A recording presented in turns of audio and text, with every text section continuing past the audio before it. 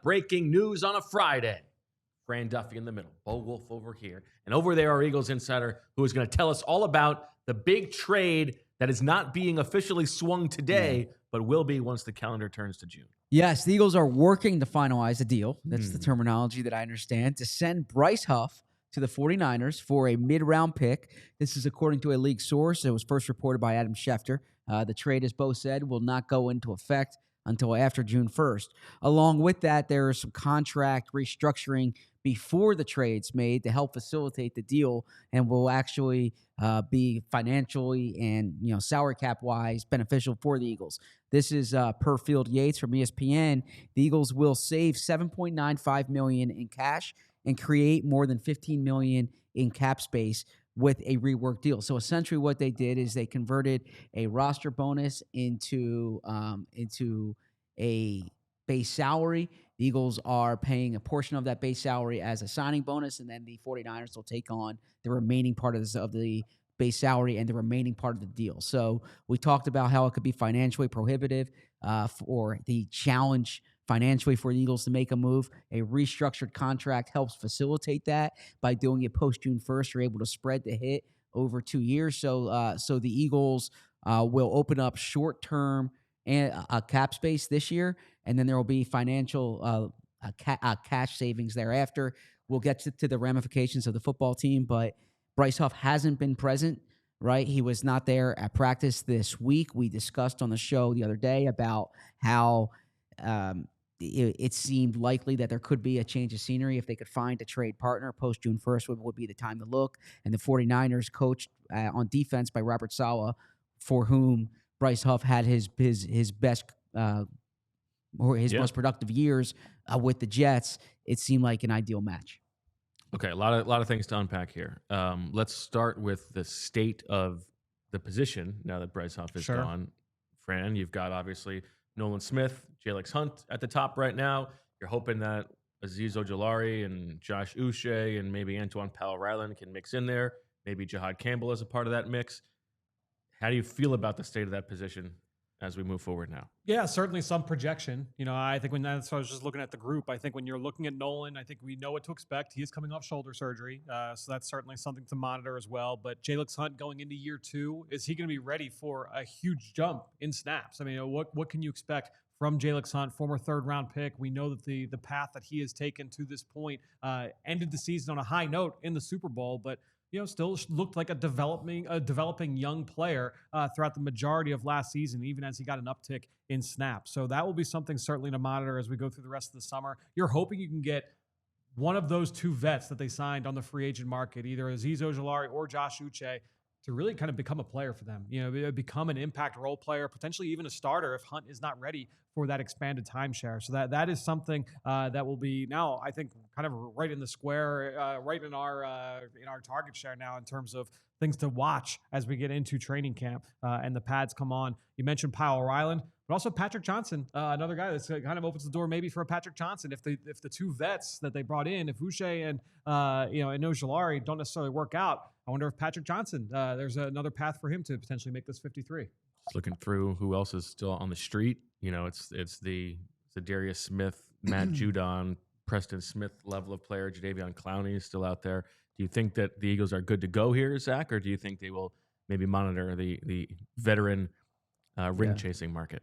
No, I don't think they are good to go here. I said it yesterday. Edge rusher is my biggest concern. And we'll get to that. Yeah, I am not now. Clearly, I did not expect Bryce Huff to be like a solution at edge rusher, but it's a roster spot, number one. There's money to allocate to the position now. They have draft picked inventory, so we look at the free agent market. Yeah, you have more of those veteran ring chasers, like you said. The Eagles haven't had as much success in recent years with your Robert Quinn type moves. Now you're probably looking at it from like the 3-4 as opposed to like higher up. I mean the 3rd or 4th edge rusher as opposed to higher up. But Nolan Smith, Jalex Hunt, Azeez Ojulari. Yeah, I think you need more juice there, and it would not be surprised if the Eagles scour the trade market to try to find that option. Okay, let's talk about how the Eagles did here. We can sort of frame the Bryce Huff signing as not a good one. You know, they still won the Super Bowl. That's totally fine. But they paid what, like $26 million for him to do nothing and be inactive in the Super Bowl and be gone in 1 year. But last year in the past, I mean, mid-round pick, we don't know what it is, but I'm actually a little bit pleasantly surprised at the return here. I think they did a great job considering. I would have thought that teams would have tried to wait this out a little bit. Obviously, Robert Saleh being in San Francisco, as Zach pointed out, I think that kind of upped the comfort level for John Lynch and the 49ers there. But to me, to come out of this with the amount of money that the 49ers took on from a salary standpoint, to get the amount of savings that you did, and then also get, I mean, the way that, so we don't know the exact pick yet. Adam Schefter called it a mid-round pick. I can't imagine that would be a 4. I think it would be, if it were a 6, I think you would call it a late round. You know, I think that's a pretty heavy lift there to say that that's a mid-round pick if it's a 6th rounder. So I'm assuming it's a future 5th round pick, which to me, I think that's fine value for what you were expecting to get out of Huff at this point in 2025. Is that worth it for the cap savings to just not have him in the building? Do you think that it had soured completely, that it was untenable to have him here? Based off the reporting and the way you guys talked about it yesterday, I think so, right? Yeah, the fact that he was inactive in the Super Bowl, I think speaks volumes there. And look, the signing didn't work out. The Eagles, it's clear that was the case. It was clear last year that was the case. One thing that Howie Roseman's demonstrated, and I remember talking to Joe Banner about this, is you, as an executive, you need to have the willingness to move on from a mistake as opposed to compounding it just to try to save face. And in recent years, the Eagles have been willing to do that. I look at it like, this is the best possible return. I was curious what the value for Huff would be. I mean, we spoke about it with Professor Selman yesterday. The Eagles weren't bidding against themselves last year when they signed him. So he has fans in the league. Sure. That said, I'm curious who the 49ers were bidding against here, right? I mean, I imagine there had to be some urgency to adjust the contract, right? Take on the money on the deal and give up a draft pick. I imagine Bryce Huff can play. I mean, full disclosure, and this is documented. You go back to our free agency shows last year. I liked the signing for the Eagles. He was a player going into it in the free agency quackatology. I was saying they should go after this player. They should go after this profile player. And so it would be hypocritical for me to say I saw this coming last year. But I think this offseason, I just thought the ship had sailed and the Eagles were going to try to move on and the Eagles weren't going to rely on him. I thought they might wait until training camp to see if there's an injury someplace else. But the fact that the 49ers seem motivated to do this, it's a good return for the Eagles, all things considered. You like to say and frame things as, and Jeffrey Lurie has talked about it, like the discussion of Howie Roseman's job security versus how willing he is to take risks. Yes. Some people frame it as, well, he can take risks because he knows he has job security. You say, and Jeffrey says, that he has job security because he takes risks. Exactly. If it's about moving on from your own mistakes, is it because he has job security that he's willing to pull the plug? Or is that part of why he has job security, because he's willing to do those things? Because he hasn't always been willing to do that. This has been more of an evolution, I think. Sure. I mean, perhaps early on there was some hubris involved, right? I think, too, what you learn is if you're trying to extract value, then it behooves you to act sooner rather than later. If you don't think that he's going to be a good player for you, then you if you just throw him out there, he's not going to raise his value. Now, it becomes supply and demand. Like you could wait for there to be more demand. But like Fran was saying, and I agree, I don't know if they were going to get a better offer at any point than this one. Yeah. So I don't know if it's a job security thing. I think it's more just he has eyes. I think he has more confidence in his job now, probably, and he's willing to say, you know what, this didn't work out. Let's cut our losses. Do you think that anything changed because during the Super Bowl week, talking to some people behind the scenes, it was sort of like, oh, you know what? This was not a good year for Bryce Huff, but we still have hope for him here. Yeah. Do you think anything changed this offseason? No. You think that was just a lie?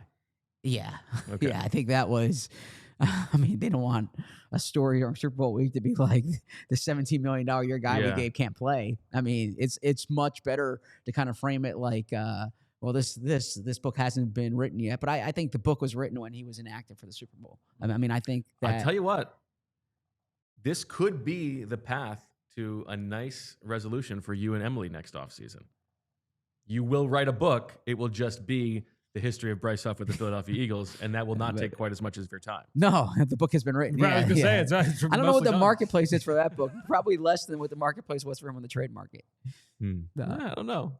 Could be good. He does have, I think, 2 references in the book that's coming out on September 23rd, leap year. Where could people buy that? Anywhere books are sold. You can pre-order it now on Amazon, Barnes & Noble, hopefully your local bookstores, but you typically go into those shops there. Maybe you can put a deposit down if they would take it. I hope they would. But September 23rd. Just showing up and willing to put in deposits. I like that. Two references. 2 references. Trying to think of when that would have happened. I think. Well, you got to mention him as part of the offseason. Yeah. And then I think and then I think like toward the Super Bowl. Inactive. You mentioned. Yeah, you got to circle back. You got to circle back. You do have to close. Or maybe it was the injury. Actually, if I can actually do a little search here. He's got it up. He's got a lot of reading to do this weekend. He's on 5 different pages here. Okay. Wow. Okay. That makes sense to me. Yeah, but most of them are in the free agency part of it. Okay. Yeah. All right. Yeah. I mean, it's an interesting story of the season. They won the Super Bowl. Sure. And this was arguably one of Howie Roseman's, if not the worst free agent signing he's ever made. I mean, literally, they made a bigger investment in Bryce Huff than Saquon Barkley. Yeah. Now you can say that the position had something to do with it, but and internally they were very excited last year about the Bryce Huff signing. They view this as an ascending player.